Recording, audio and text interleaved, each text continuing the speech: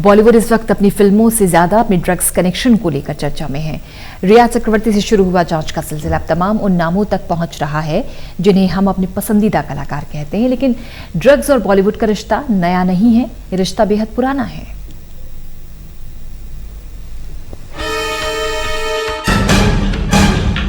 सुशांत सिंह राजपूत की मौत के मामले से बॉलीवुड में ड्रग्स के इस्तेमाल की केस फाइल खुल गई है।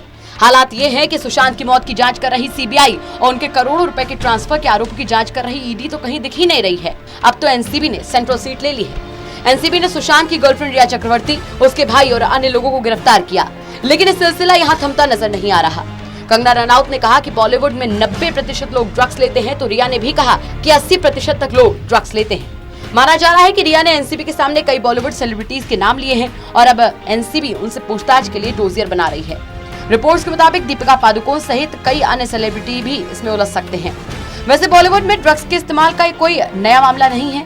इससे पहले भी बॉलीवुड से जुड़े लोग ड्रग्स के इस्तेमाल को लेकर सुर्खियां बटोर चुके हैं। आइए ऐसे ही कुछ मामलों पर नजर डालते हैं। ड्रग एडिक्शन के मामले में सबसे पहला नाम आया था संजय दत्त का। 1980 के दशक में संजय दत्त भी ड्रग्स की गिरफ्त में थे। उन पर बनी बायोपिक संजू में दिखाया गया कि किस तरीके से उन्होंने अमेरिका में रहकर इस नशे से आजादी पाई। संजय दत्त ने कई बार स्वीकार किया है कि उन्होंने हर उपलब्ध ड्रग्स का इस्तेमाल किया है।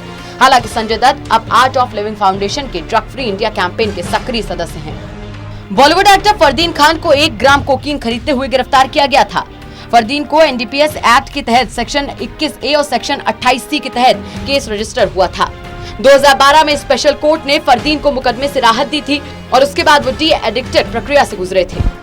वहीं फिल्म अभिनेता राज बब्बर के बेटे प्रतीक बब्बर ने एक इंटरव्यू में कहा था कि 13 साल की उम्र में उन्होंने पहली बार ड्रग्स लिया था।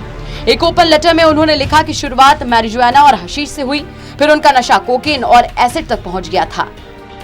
ममता कुलकर्णी खुद ही कथित तौर पर 2000 करोड़ रुपए की ड्रग रैकेट से जुड़ी हुई थी। जनवरी 2016 में केन्या में ड्रग स्मगलर्स की मीटिंग में उन्होंने अपने पति विक्की गोस्वामी के साथ भाग लिया था। विक्की गोस्वामी को भारत का बड़ा ड्रग स्मगलर माना जाता है। हालांकि ममता ने इन आरोपों का खंडन किया था। वहीं युवाओं में लोकप्रिय हनी सिंह के गानों में ही नशे का जिक्र होता है। हनी सिंह को भी शराब और ड्रग्स की लत लग गई थी। हनी सिंह कुछ समय के लिए अचानक गायब हो गए थे। पता चला कि वो नशे की लत छुड़वाने के लिए ट्रीटमेंट ले रहे थे। हनी सिंह के करियर पर इसका बुरा असर पड़ा है। हाल ही में फिल्म निर्माता महेश भट्ट की बेटी पूजा भट्ट ने भी ड्रग्स के इस्तेमाल को लेकर ट्वीट किया।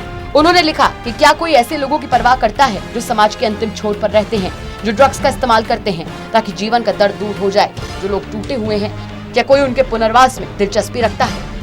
ये वो तमाम सितारे हैं जिनका ड्रग्स से रिश्ता पुराना है। या ये कहना गलत नहीं होगा कि बॉलीवुड का ड्रग प्रेम कुछ नया नहीं है, ये रिश्ता बहुत पुराना है। फिलहाल तो देखने वाली बात ये होगी कि इस बार कौन कौन से नए नाम सामने आते हैं। Special desk, total news.